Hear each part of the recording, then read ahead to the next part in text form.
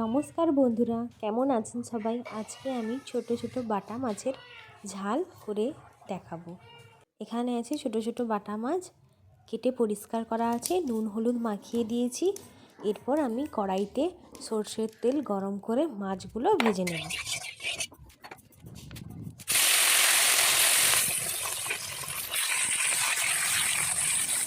বাটা মাছের ঝাল করার জন্য আমি এখানে সরু সরু করে আলু কেটে রেখেছি আর কাঁচা পাকা টমেটোও কেটে রেখেছি। মাছ ভাজা হয়ে গেলে আমি ওই কড়াইতেই আলুগুলো হালকা করে ভেজে নিয়েছি। তারপর মাঝখানে জায়গা করে কালো জিরে, কাঁচা লঙ্কা আর পেঁয়াজ বাটা দিয়ে ভেজে নেব। কিছু সময় পর টমেটোগুলোও দিয়ে দেবো, টমেটো দিয়েও ভেজে নেব। এরপরে গুঁড়ো মশলার মধ্যে আমি দিলাম হলুদ গুঁড়ো, লঙ্কা গুঁড়ো আর পরিমাণ মতো লবণ।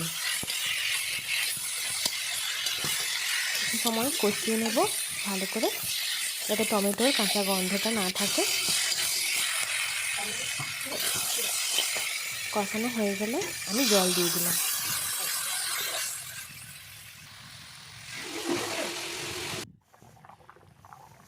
ঝোলে যখন ফুট আসবে এবং আলু সেদ্ধ হয়ে যাবে, তারপরে আমি ভেজে রাখা মাছগুলো দিয়ে দেব।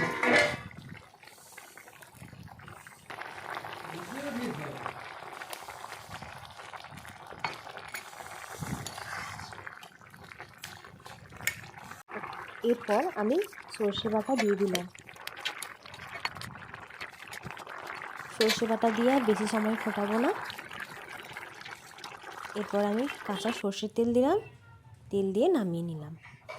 হয়ে গেল আমার সর্ষে বাটা মাছের তরকারি।